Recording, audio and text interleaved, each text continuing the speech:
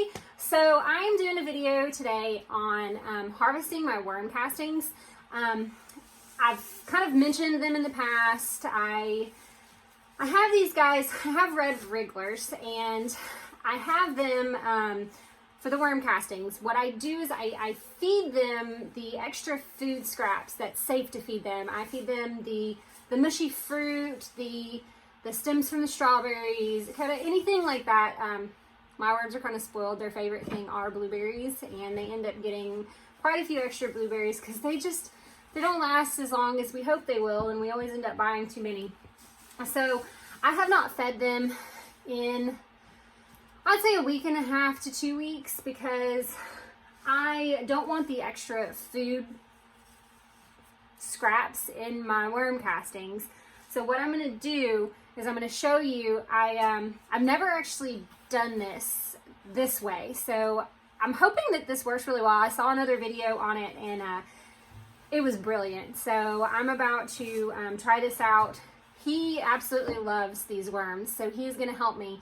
So it's going to be a little bit of a process. You won't get to see it from start to finish because it's going to take a while, but I just want to kind of show you the steps that we're going to take today, because this is way past due. We have got to get this done because I'm going to actually have to make a second bin. I've got so many worms in here.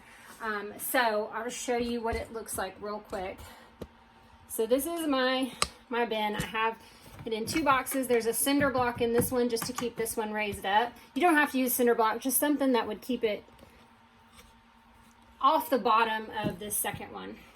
I keep newspaper on the top, and I alternate feeding them from this side to this side, just so that way it doesn't just sit there and sludge up. So I will do, let's see, trying to figure out which side will be easier for you guys to see. So as you can see, move this thing around a little bit. Here we go. There are some worms kind of sitting on the top, and that's only because they are covered with the newspaper. Worms do not like light. They run away from it, and what I'm doing is I'm just taking all this extra newspaper and just gonna put it to the side for right now and get as much of it out of there as possible, because that's, 1, they're bedding, and 2, they eat it, so it's a food source for them, and I don't need it in the garden. I want this, my hand, this black gold that's in here. Man, this stuff is awesome, and my garden's gonna need it very, very soon. Oh, I want to show you this. I just found this little guy. This is an egg. Mommy, it's super tiny. Come and look at it, buddy. This is a worm egg. These are everywhere in here. Now, what's going to end up happening is I'm going to end up with pretty much most of these eggs in my worm castings, which is okay. Okay, buddy, here you go. Which is okay. They'll lay more eggs. These eggs will hatch, and they'll just end up being in the garden. No big deal. That's good for the garden. If I see them, I'm probably going to throw them off to the side just to try to keep some of them in here. But these guys breed like crazy. I think I read that every 3 months they double in their colony size.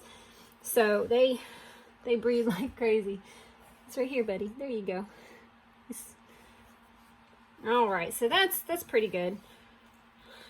And what I'm going to do now is I have this little net that we got from the little cuties or halos, those little tiny oranges from the store. And what I'm going to do is I'm going to fill this up. I'm just going to scoop all of this stuff right here. I'm going to scoop it in here. And then I'm just going to set it. I'm going to leave the top open. I'm going to set it on top. And what's going to happen is the worms are going to run away from the light, and they're going to travel, and they are going to be able to move out of here and then leave the castings in here. After I feel like a good amount of time and most of the worms are out of here, I am then going to take this dirt, dump it in a bucket, and start again. So this is going to be a long process because, you know, only so much can fit in here, and I only have one of these right now. But I will show you. And I've got some eggs in there. And this is what I'm talking about. They don't love eggs, but I put them in there. They slowly eat them. And so I'm just going to put that sucker over there. And I'm just going to scoop. Because this is not real fine material. It kind of clumps up pretty easily. And I'm way behind on getting this done. This needed to be done months ago. But, oh well. We're getting it done now. Here, can you put him over there, Nolan? No, I'm putting him in here. Oh, okay. Put him in there. He's so cute. Yeah. Where's the egg? I don't see an egg right now, buddy. But if we see one, we're gonna grab it, right? I'm just gonna fill. Don't like eggs. No, that egg. They don't like that egg. No. Don't play with that, please. All right. Love you, Mom. I love you, baby. I love you so much. I love you so much. All right, we are getting this thing nice and full. And this is... I got the stumper. I got the stumper. Yep, you got the bucket. So the room. This is no the worm castings right here. And there's a little worm in there. I don't see any eggs in this little bit. But this is like gold for your garden. This is the best fertilizer that you can ask for. And I am super excited because I grow organically. I don't use chemicals in my garden. I don't use pesticides, anything for weeds. I just don't use it. I pull weeds by hand. I use, if needed, and I try not to use it, I use diatomaceous earth if I get overrun with pests. But last year I hatched out praying mantis little egg sacs, and they almost completely kept my bean beetle and aphid problem like non-existent. I had almost none. I mean, I had some, but they did an amazing job at keeping them at bay. And I am doing that again this year. I will do a video kind of on it. It won't be super long because, you know, it's not hard to do it.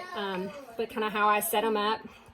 And once they hatch, do a quick video on all the little babies. It's pretty fun. I just leave them on my kitchen table. Makes my husband real happy. It's great. So I'm just filling this up. It's heavy, but I'm just gonna leave it sitting here. And he's playing with the bucket that all of this is gonna go in once we're done. And this is just a tiny little portion of what we've got in here. Daddy, hey, clean up. All right, so now what I'm gonna do is just put some of these down. Just try to get them to stay out of the dirt as much as possible. And I'm gonna leave the lid off, and you can see these worms are just sitting on top. They're not gonna be happy about being in there.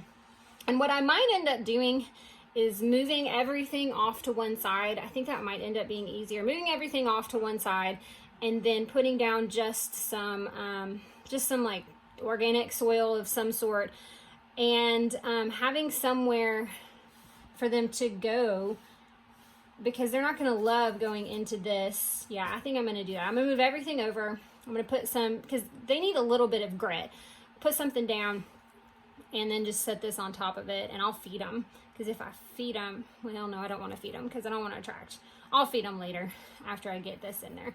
But yeah, that's pretty much it. I'm just going to leave this just like this. And I'll come back in about 30 minutes to an hour and see what's going on in there. And I'll just take this, and I have this little bucket. I have this thing that I will fill this up and just kind of save this for fertilizing the garden when it's needed. I actually need it for the onions and the garlic and the peas that are coming up. So I'll just put that on there. I'll probably end up mixing it with some water, aerating it a little bit more, and just spraying it on the garden that way. I think that'll probably be the best thing that they need right now, instead of just like putting it on top. But yeah, so that's what I'm doing right now. It's a easy process. It's just time consuming. These guys are pretty self-sufficient. All I got to do is feed them about once a week is usually what I do. I just blend up. I have a little NutriBullet thing, and I blend up stuff in it, dig a hole, dump that blended goo in there, and then the next week I go to the other side, and usually they're traveling back and forth. Sometimes there'll be a little bit left, but not usually. If there's a lot left, I won't feed them. I always check before I feed them, but there's almost never anything left, and that's how I do it. And they have thrived, but they're out of room. They will start making their colony. They won't reduce the size of it, but they will not keep breeding if they run out of space. They are running out of space. I need to split this in half and just create another box. But this stuff is awesome, so I'm super excited about it.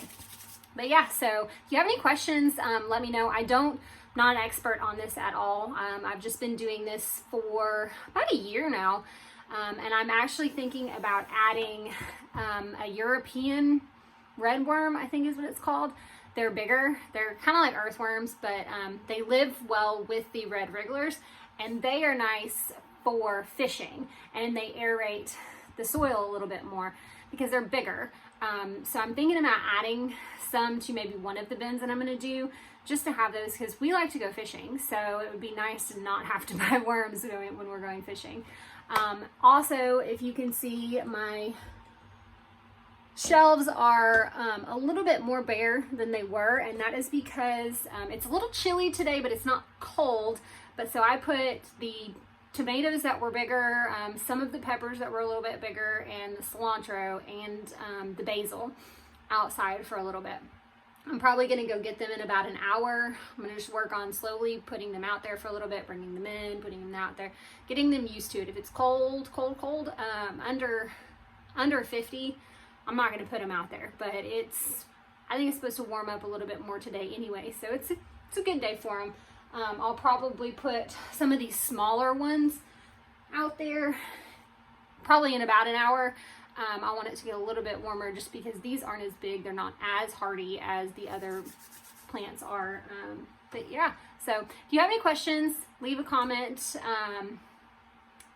I'll do a video after I get this done and just show you what all I have in here. This bin it's one of those, I don't remember what brand it is, but I got this thing at I think Home Depot or Lowe's, and just drilled some holes in it, in the side and in the top for breathing holes, and then just threw my worms in there. It was super, super easy. And as you can see, I mean, we've just been sitting here for a couple minutes and they're already not at the top, and they're just going to keep going down. They like to stay at the bottom. See, they're already coming out. There we go. This is perfect. Perfect, perfect, perfect. I am excited I saw that video. I wish I could remember who it was that I was watching so I could kind of give them a little shout out, but I saw this video probably 6 or 7 months ago, just randomly, and I have no clue who it was, but if I find out, I will definitely let you guys know, because they have a bigger setup than I do. I just have this one bin. But yeah, so like I said, leave a comment with your questions, and don't forget to subscribe. I will have more videos coming soon because it is starting to get warm and spring is almost here. Just a few days. I think it's 4 days, maybe 5 days. I'm not sure. I have to look at that. But yeah, see you guys later. Bye.